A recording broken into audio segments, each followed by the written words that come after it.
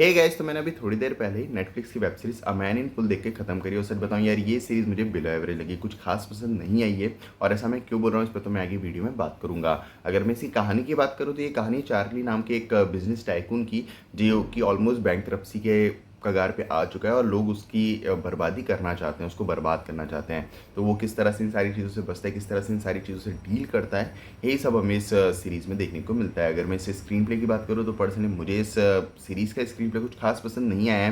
क्योंकि जिस तरह से ये सीरीज़ स्टार्ट होती है, अपनी पूरी सिचुएशन को एस्टैब्लिश करती है, हमें कैरेक्टर्स के साथ इंट्रोड्यूस करा जाता है, बताया जाता है ये कैरेक्टर्स किस तरह की किस सिचुएशन में क्या कुछ कर रहे हैं, वो सारी चीज़ें उतनी इम्पैक्टफुल नहीं है, जिसके कारण हम इस स्टार्टिंग से इस सीरीज़ के साथ कनेक्ट हो पाएँ और जानना चाहें कि बाकी क्या होने वाला है और कैसे होने वाला है, जो कि एक बुरी बात है। जिस तरह से मूवी सीरीज़ आगे बढ़ती है, अपनी पूरी सिचुएशन को एक्सप्लोर करती है, वो सारी चीज़ें भी बस ठीक-ठाक ही हैं। किसी पॉइंट पे ऐसा फ़ील नहीं होता है कि हम इस सीरीज़ में पूरी तरह से इन्वेस्ट हो चुके हैं और जो कुछ भी चल रहा है उसे एन्जॉय कर रहे हैं, जो कि काफ़ी ज़्यादा बुरी बात है। यहाँ तक बात है कैरेक्टर डेवलपमेंट और कैरेक्टर्स के पीछे डायनामिक्स की, किसी भी कैरेक्टर में इतनी जान नहीं है कि हम किसी भी कैरेक्टर के साथ पूरी तरह से कनेक्ट हो पाएँ। जो कैरेक्टर्स के पीछे डायनामिक्स हैं, वो भी मुझे कुछ खास पसंद नहीं आए हैं। बात करूँ ट्विस्ट एंड टर्न्स की, ट्विस्ट एंड टर्न्स के नाम पे आपको डेफिनिटली कुछ ट्विस्ट देखने को मिलते हैं, लेकिन वो ट्विस्ट ऐसे नहीं है जो आपका इस सीरीज़ में इंटरेस्ट बना के रखें और आपका इस सीरीज़ के साथ थोड़ा और एंगेजमेंट क्रिएट कर पाएँ, जो कि एक बुरी बात है।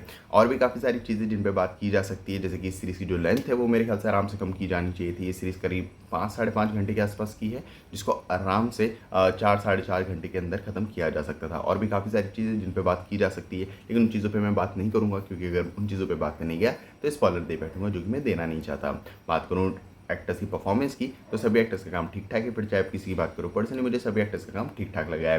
जहाँ तक बात है डायरेक्शन और एडिटिंग की, डायरेक्शन बिलो एवरेज है। डायरेक्टर एक इम्पैक्टफुल सीरीज़ बनाने में फेल हुए हैं। डेफिनिटली इस सीरीज़ की स्टोरी में इतनी जान तो थी कि इस सीरीज़ को अगर अच्छे से बनाया जाता, अच्छे से बिल्डअप किया जाता, तो ये काफ़ी अच्छी सीरीज़ बन सकती थी। लेकिन डायरेक्टर ऐसा करने में पूरी तरह से फेल हुए हैं। जो एडिटिंग है, वो भी मेरे ख्याल से काफ़ी ज़्यादा बेटर होनी चाहिए थी, क्योंकि जैसे मैंने कहा कि इस सीरीज़ की जो लेंथ है, वो आराम से कम की जा सकती थी और ये पूरी चीज़ एडिटर के हाथ में होती है। बात करो प्रोडक्शन क्वालिटी की, तो वो अच्छी है। तो ओवरऑल मुझे तो ये सीरीज़ कुछ खास पसंद नहीं आई है। मेरे लिए एक बिलो एवरेज एक्सपीरियंस रहा है इस सीरीज़ को देखना। इसी कारण से मैं तो इस सीरीज़ को बिल्कुल भी रिकमेंड नहीं कर पाऊँगा। लेकिन फिर भी अगर आप लोग ये सीरीज़ देखना चाहते हो, तो आपको कौन नहीं रोक सकता है। और अगर आप लोगों ने ये सीरीज़ देख ली हो, तो मुझे कमेंट्स में ज़रूर बताना कि आपको ये सीरीज़ कैसी लगी है। बाकी मिलते हैं अगली वीडियो में, तब तक के लिए जय हिंद, जय भारत।